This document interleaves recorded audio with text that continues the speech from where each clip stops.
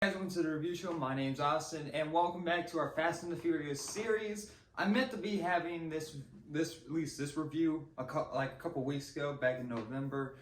Got busy and kind of was sick, and so this one kind of fell behind. So basically, the way that this is gonna work, we're gonna do the Too Fast, Too Furious review this week for December, and next week Tokyo Drift, and next January we'll do Fast Furious sort of reboot and X Fast 5. And so we should be all caught up by then. So sorry for the kind of delay on this series, but I'm still doing this leading up to Fast 10. That's gonna be fun. Too Fast, Too Furious. I actually really enjoy this movie. I find this movie very, very underrated. I don't understand the hate for this movie, to be honest. This one is just literally non-stop fun. Like it literally knows what it is. And also this is without this technically without this movie, we wouldn't have the ones that everyone likes today. Because this one kind of sets up,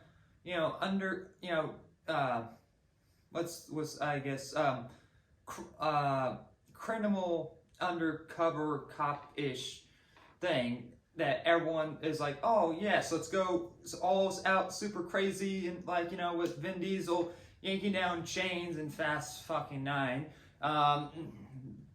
Hey, you guys, that's what happens when you guys like dumb shit. You get even more dumb shit. It's the type of what I like is like, if you're gonna fine, I don't mind that the idea of criminals coming undercover, sort of working with the police force, but going to work for the FBI or whatever is stupid. That's stupid. That's dumb. I hate that. That would no.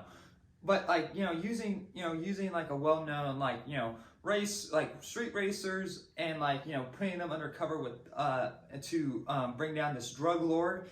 That's fine. That makes a little bit more sense. And it does have that over-the-topness in the final third act. But, when people actually get hurt, they get hurt. And it also, it doesn't retcon deaths and be like, oh, yeah, we actually survived. Or like I said, having Vin Diesel pull down two chains and everything just collapsing on everyone.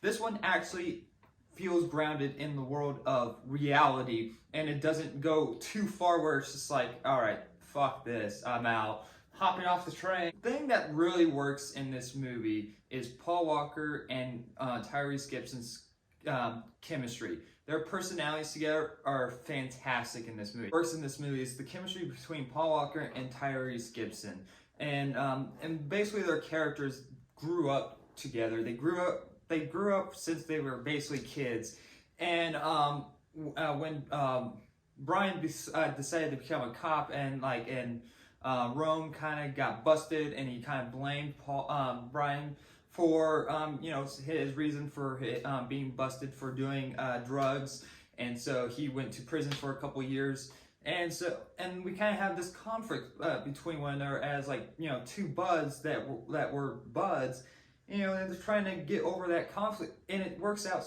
and it works pretty well. It does kind of feel a little bit abrupt all of a sudden when Rome forgives Brian, because they don't really talk about it that much.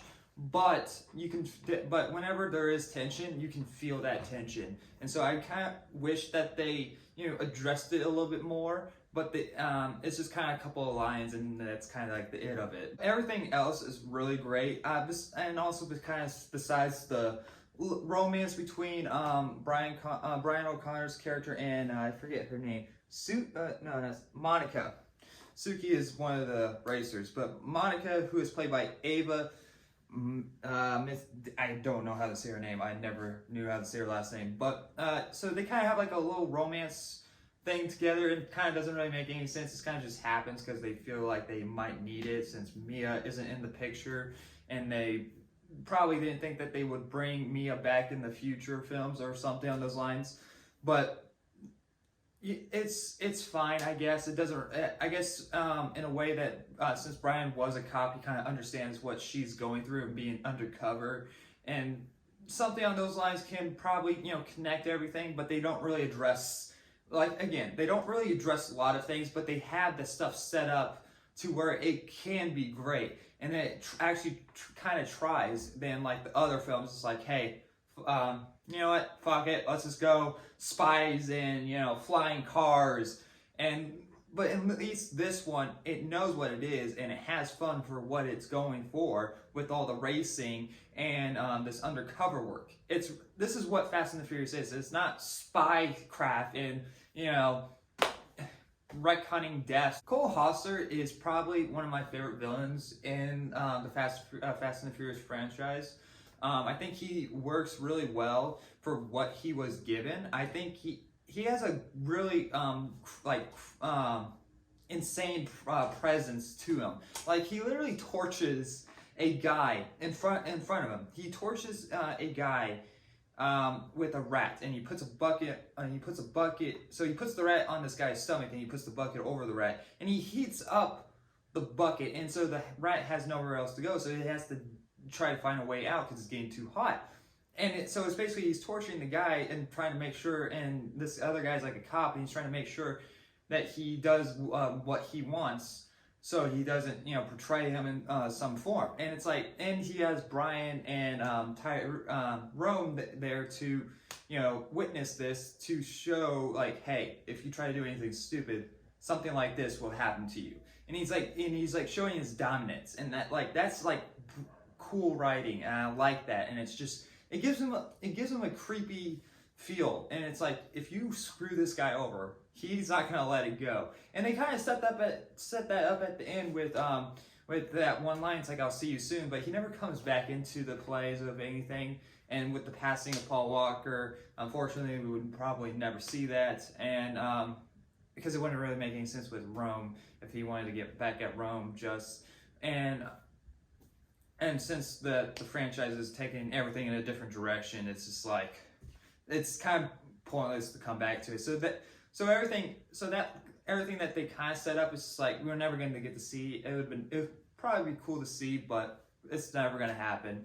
But yeah, I really liked everything. I liked the music. The first opening scene with the racing was great. Now there's a couple of green screens, like it's obvious, but there's a couple of shots that they're actually driving. So I just really liked everything. I think it all came together pretty well. Besides, you know, the backstory between Brian and Rome, that they could have maybe addressed it a little bit more to feel that chemistry fully come back together in the later final act. And next, of course, the romance. But everything else is great. I know what your guys' thoughts of Too Fast, Too Furious down below in the comments. I'm curious if I'm the only one that likes this movie.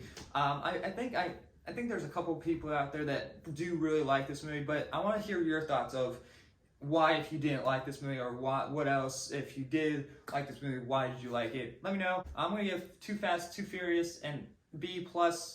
I think it's great. Next week we'll be talking about Tokyo Drift, which I sort of do like, and there's other problems with I don't like. This is kind of, it's like the franchise starting to go downhill, and then it's sort of back up, then down. It's like a wave. But so anyway, thank you for watching. Like always, I'll see you guys in the next review. Bye, guys.